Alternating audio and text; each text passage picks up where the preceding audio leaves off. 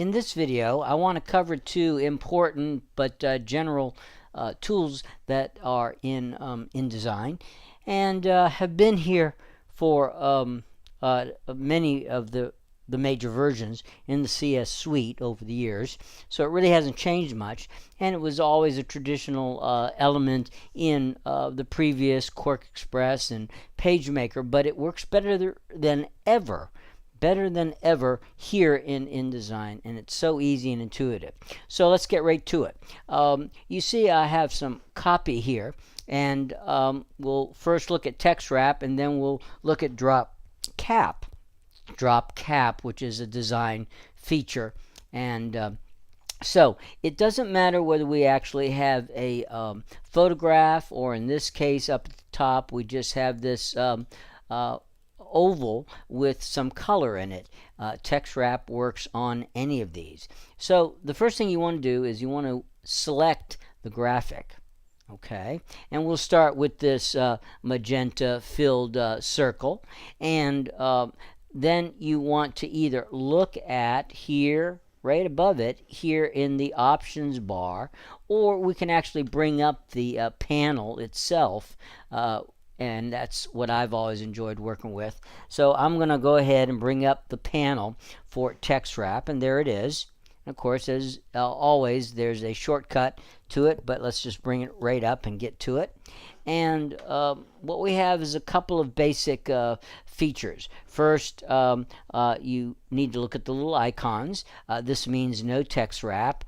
This is text wrap around a standard object, like a rectangle, maybe a headshot of somebody, and then around a custom shape, and then a couple of other options as well, above and below. It really doesn't matter which of these you choose. Again, if I had a regular rectangle, I'd probably go with this one, and custom shape, you could go with this one. But as you'll see, both are editable, so it really doesn't matter much. All right, so if we go to the custom shape, I'll select this, and the idea, notice that we have these little number panels here, and when we go to the general, all four of them are lit up, and we've got the little locking device. You can click it and unlock it, but you generally leave them locked together, and it will put in the same area on all four sides. The custom wrap, if you will, the third icon here. This one, it's just the first of the four little dialog boxes that is lit up. So let me start with that. And again, you have to select your graphic, and then you simply come here and you start pumping in some numbers, clicking it, and notice out on the edge of my oval there's a new little blue line that is popping up, and as I put bigger numbers in here, it pulls further away from the graphic, and I mean that in the general sense, this magenta box.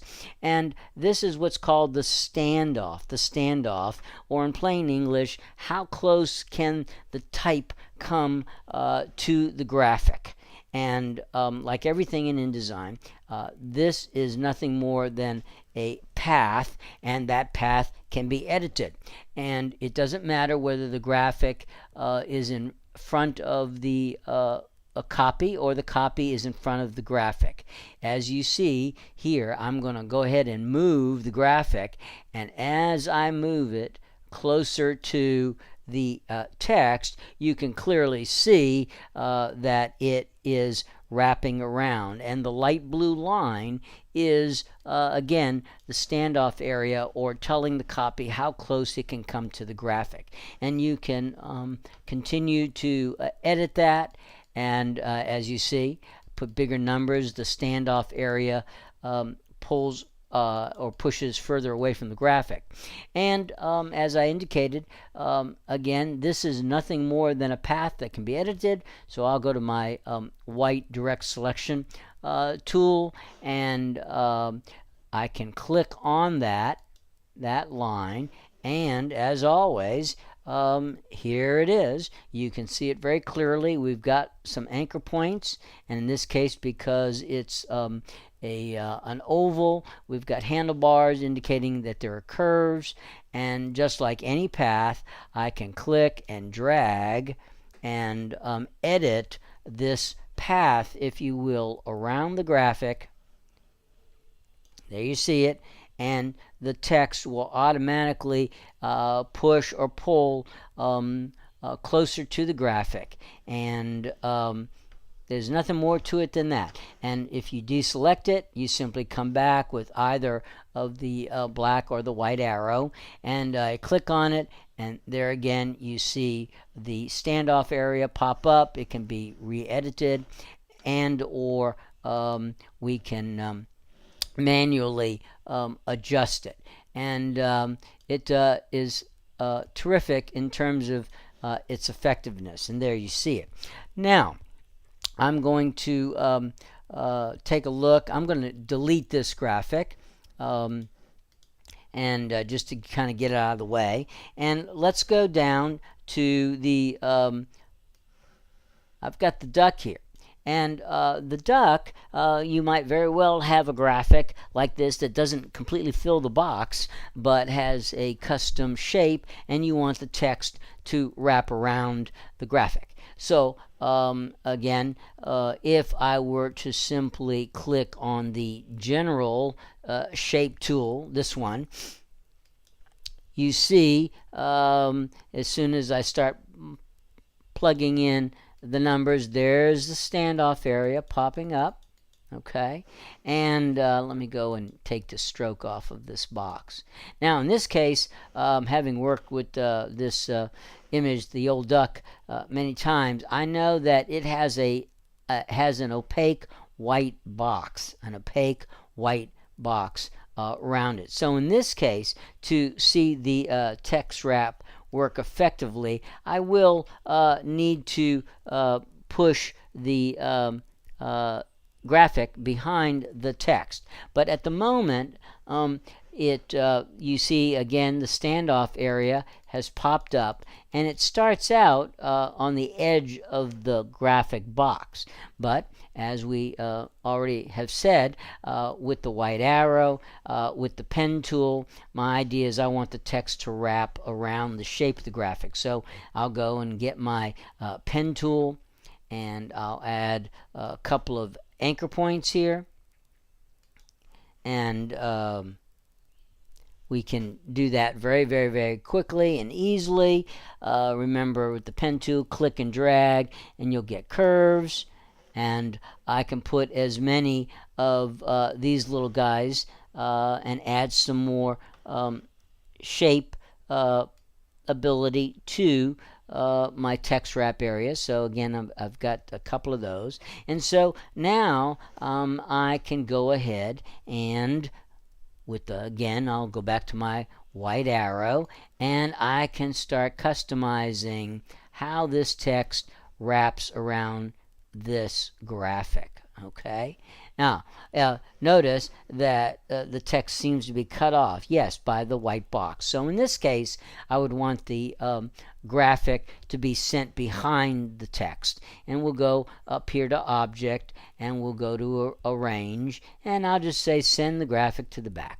Okay, now you see the text is literally following the shape of the text wrap. And so once again, I can come in here and I can customize it and add more anchor points if I thought that was necessary.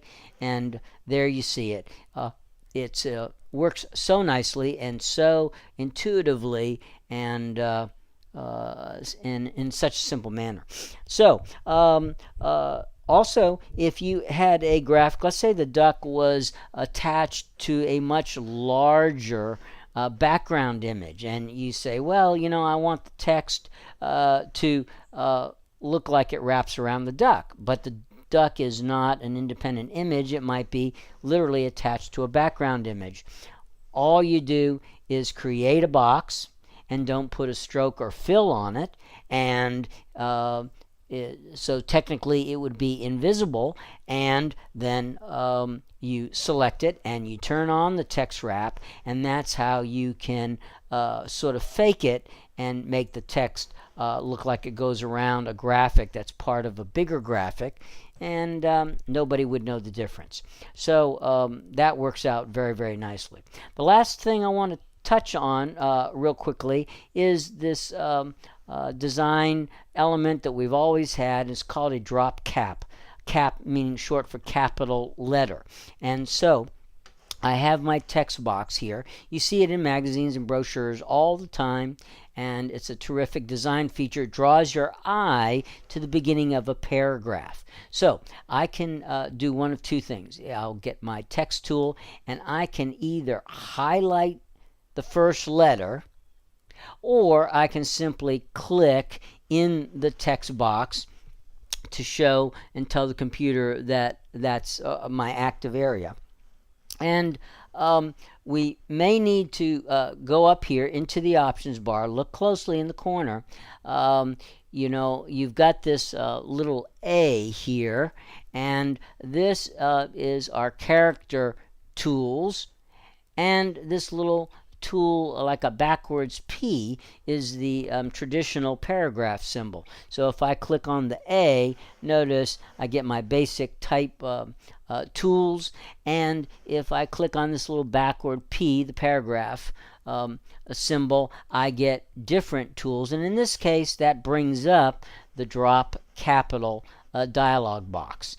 And you can also bring up these panels separately, again on the main menu, paragraph and character dialog box. So I picked the paragraph, and again it's just clicking in the block copy, and all I need to do is come here and look at the little symbols, look at the pictures. They pretty much tell you what these things do. And in this case, here I am, drop cap, and it's always measured, the size of it is measured by how many lines of text deep do you want it. 3 has traditionally been the standard, but you can do it any way you want. And notice I click here, and there you see it. You see it starting to pop up. And as we often do in design, it might be a different color. It might even be a different type style. It doesn't matter. So now I can highlight that single letter, and I can actually make it a different color. And there you see it. And not only in InDesign can you do it with the first letter, but again, highlighting it or just clicking in the text box, we can go up here, and they've got a couple of other features. And right next to the drop cap, you say, well, I want it to be 2 letters. I want it to be 3 letters. I want it to be the first word in my paragraph. So you have a couple of really nice little options here, and this is a traditional design feature that, like so many other things, is as simple and as intuitive and as easy. And these things that we've gone over in this video have not changed since the early versions of CS, so it doesn't matter whether you have 6, 5, 4, etc. It all works pretty much the same, and the panels look the same as well. So text wrap, very useful. It sure beats the old days when we used to literally cut each line of text and manually move individual words from one line to another. Can you imagine? Anyway, text wrap, drop caps. Have a great day. Thanks for tuning in to the Rick Rice channel, and come on back. I'll keep trying to put some more up on for folks, and I appreciate your visiting my channel. Have a great day.